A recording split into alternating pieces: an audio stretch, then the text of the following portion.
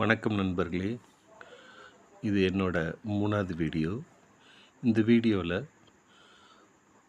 என்னுடைய வீடியோவுடைய தலைப்பு வந்து டேக் இட் ஈஸி பாலிசி அப்படின்னு வச்சுருந்தேன்.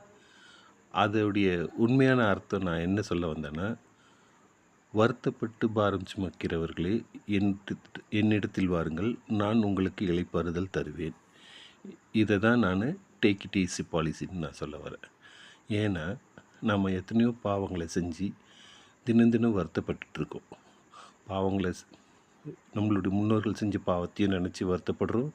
நம்மளுடைய பிள்ளைங்க செய்ய போகிற பாவங்களை நினச்சி நம்ம வருத்தப்படுறோம். இந்த நாட்டில் நடக்கிற அநியாயங்கள் எல்லாத்தையும் நினச்சி நம்ம வருத்தப்படுறோம். ஆனால் எல்லா பாவத்தையும் அவர் சுமந்துட்டார், நமக்கு விடுதலை கொடுத்துட்டாருன்ற உணர்வே நமக்கு இல்லாமல் இருக்கும்.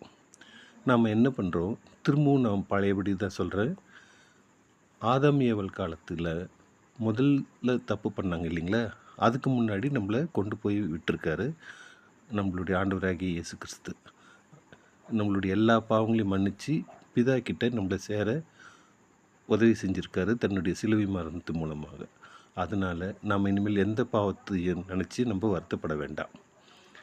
இதுக்கு முக்கியமான காரணம், நம்மளுடைய வேதாகமத்தில் நாம் சமாதானத்தை தருகிற தேவன் தான் நம்ம அவரை பார்க்குறோம்.